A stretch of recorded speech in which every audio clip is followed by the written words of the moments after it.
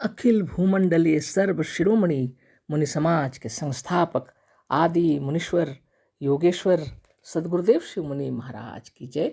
उपस्थित मुनि वृंद, साधु सज्जन वृंद, संत वृंद, साधक वृंद, आध्यात्म ज्ञान के जिज्ञासु और प्रेमियों, सभी श्रोता वृंद, आप सबको मेरा कोटिशः नमन, सब प्रेम जय जीव।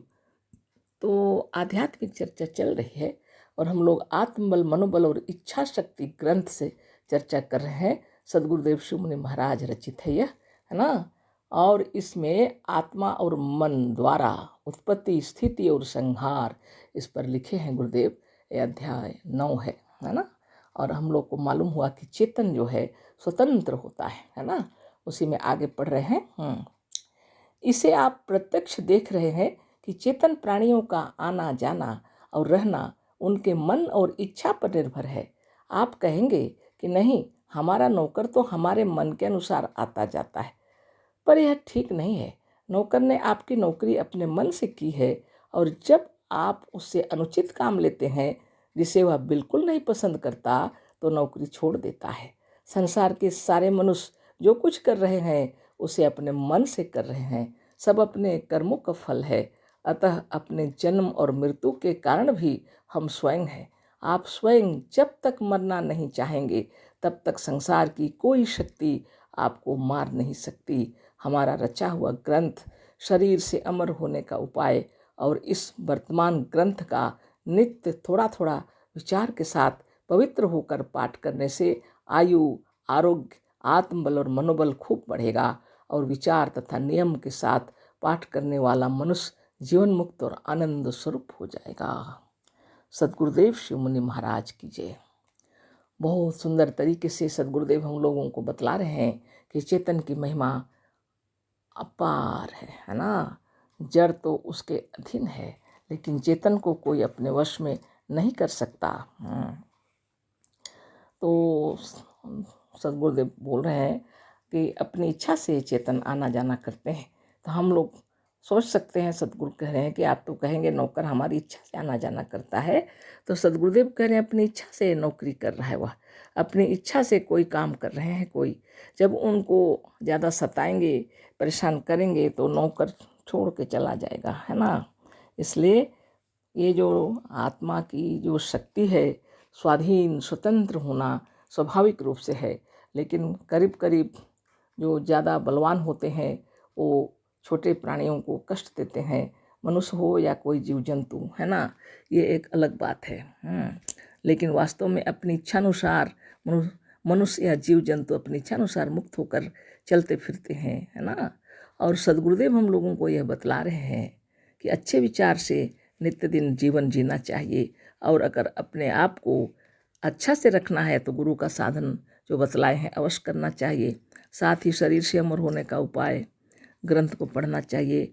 और ये आत्मबल, मनोबल, इच्छा शक्ति यह ग्रंथ है, समय अनुसार नित्य पाठ करना चाहिए, गुरुदेव कह रहे हैं।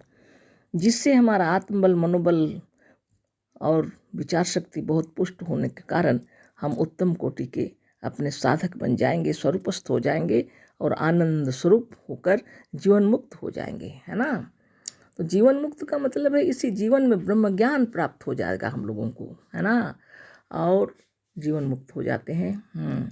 तो आत्मा अमर है, हमेशा से थी और हमेशा रहेगी, इसका कोई अंत नहीं है। लेकिन शरीर बदलते रहता है। फिर भी जब तक हम लोग जीवित हैं, साधन करते रहेंगे तो जब इच्छा होगी तभी शरीर छोड़ेंगे, इच्छा नहीं होगी तो नहीं छोड़ेंगे, गुरुदेव कह रहे हैं। इसके लिए दृढ़ शक्ति होना चाहिए, है ना। आप स्वयं जब तक मरना नहीं चाहेंगे तब तक संसार की कोई शक्ति आपको मार नहीं सकती, गुरुदेव कह रहे हैं। आपकी इच्छा के द्वारा ही आपकी मृत्यु होती है। आप यदि इच्छा ही नहीं करेंगे, संसार में ऐसी कोई शक्ति नहीं है जो आपको मार सकती है। इसलिए नित्य योगाभ्यास करना चाहिए। यम नियम का पालन अवश्य है। यम नियम का पालन करना बहुत जरूरी है, जिससे हम लोग को शांति मिलती है ना। और फिर शरीर का साधन, ध्यान, तपस्या भी बहुत जरूरी है। जब शरीर स्वस्थ रहेगा, मन भी स्वस्थ रहेगा। शरीर में बल और प्राण बल बहुत जरूरी है। आत्मबल, मनोबल, ज्ञान बल, योग बल बहुत जरूरी है। इसके लिए योगाभ्यास करना पड़ता है। तो शरीर से अमर होने का उपाय भी पढ़ना चाहिए, आत्मबल, मनोबल, इच्छा शक्ति सब पढ़ना चाहिए। सद्गुरुदेव यही कह रहे हैं। आगे पढ़ रहे हैं हम लोग, है ना, जीवन और मरण का रहस्य। तो हमसे प्रायः लोग पूछा करते हैं कि यदि आना और जाना अपने ही अधीन है तो कुछ मरते समय क्यों रोते हैं, आंसू क्यों बहाते हैं। हम पूछते हैं कि ससुराल जाते समय क्यों स्त्रियां रोने लगती हैं, अपने मित्रों और प्रियजनों के पास से चलते वक्त क्यों रोने लगते हैं, रोने से क्या होता है। बहुत से लोग तो केवल दिखाने के लिए व रोने की प्रथा होने के कारण रोते हैं। लड़कियां ससुराल जाते समय जो रोती हैं, क्या वे सचमुच ससुराल जाना नहीं चाहती। लड़की के माँ बाप दोनों लड़की को विदा करते समय रोते हैं। क्या वर बिना उनकी इच्छा के उनकी लड़की को खींचे लिए जा रहा। माता और पिता अपनी इच्छा से अपनी लड़की का विवाह करते हैं और अपनी इच्छा से लड़की को वर के साथ विदा करते हैं, फिर भी मोहवश विदाई के समय रोते हैं। मनुष्य अपनी इच्छा से ससुराल जाता है, ससुराल लौटने का दिन भी स्वयं नियत कर लेता है। जितने दिन ससुराल में रहना चाहता है अपने काम से उतने ही दिनों की छुट्टी लेता है और स्वयं नियत करता है कि इतने दिनों से अधिक ससुराल में नहीं रहेंगे। पर जब ससुराल पहुंचता है तो सरहज सास, साली और सास के मोह में पड़कर चलते समय दुखी होने लगता है। सास, सरहज, साली, सार और ससुर सभी कहते हैं अभी ना जाइए, पर आप कहते हैं कि हमारा जाना नियत है, इससे अधिक नहीं रह सकते। आप नहीं मानते और स्वयं अपनी इच्छा से चले जाते हैं, पर भी रोते हैं, पर फिर भी रोते हैं। आप सास ससुर से कहते हैं कि हमने अपने काम से इतने ही दिनों की छुट्टी ली थी, हमारा दिन नियत है, इससे अधिक नहीं रह सकते। पर इस दिन को नियत करने वाला कौन है, छुट्टी लेने वाला कौन है? क्या आप स्वयं नहीं हैं? आपने ही नियत किया था कि इतने दिनों से अधिक ससुराल में नहीं रहेंगे। यह रोना और मोह तो दिखाने के लिए था। यदि आप सचमुच ससुराल से नहीं आना चाहते और सास और ससुर सचमुच आपको चाहते हैं तो आप यदि ससुराल में ना जाएं तो आपको निकाल कौन सकता है। आप कहते हैं कि हम तो नौकर हैं, पर इस नौकरी को भी तो आपने अपने मन से किया है। आप जब चाहें नौकरी को भी छोड़ सकते हैं। आप जब चाहें तब, जहाँ चाहें वहाँ, जब तक चाहें तब तक वहाँ रह सकते हैं। पर यदि आप सचमुच चाहें, दृढ़ होकर चाहें, निर्भय होकर चाहें और विश्वास से के साथ चाहें, बहुत बड़ी बात है ना।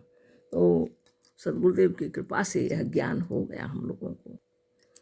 जीवन मरण यानी आना जाना, कभी स्थूल में कभी सूक्ष्म में हम लोग रहते हैं, लेकिन स्थूल शरीर में आकर यहाँ के जितने माता पिता, भाई बहन, बंधु बांधव, पड़ोसी, मित्र, बंधु, सखा, जितना इन लोगों से हम लोग का मोह रहता है और आत्मदेव ने नियत किया हुआ है जब अज्ञात शक्ति से, उस वक्त तो हम लोग को चलना ही पड़ता है। तो मोह में तो कैसे नहीं रोएंगे। हाँ, गुरुदेव उदाहरण दिए हैं, शादी विवाह का तय करके माता पिता बिटिया को शादी के समय विदाई करते हैं, लेकिन मोहवश रोते हैं, है ना। कभी आ गए ससुराल तो फिर यहाँ से लौटना नहीं चाहते हैं, है ना, सब लोग रोक लेना चाहते हैं। इसी प्रकार हम लोग का जीवन मरण है ना। हम लोग आए हैं प्रसन्नतापूर्वक जन्म लिए और यहाँ घर संसार बसाए। मोह तो निश्चित है। आत्मा हृदय में सबके लिए प्रेम भाव अपने आप उत्पन्न हो जाता है आत्मा में, है ना। और अलग होंगे तो अवश्य रोंगे, है ना। जुदाई होगी, अलग होने कौन चाहता है, अपने प्रियजनों से अलग होना कौन चाहता है। जितने दिनों के लिए हम लोग यहाँ रहते हैं उतने दिनों के प्रेम को और कैसे भूल सकते हैं। कौन जाना चाहता है, तो रोना तो होगा निश्चित रूप से, लेकिन आत्मदेव की इच्छा से हम लोग चले जाते हैं। सद्गुरुदेव कह रहे हैं अगर जाने की इच्छा ना हो तो रुक सकते हैं ना, कौन नहीं।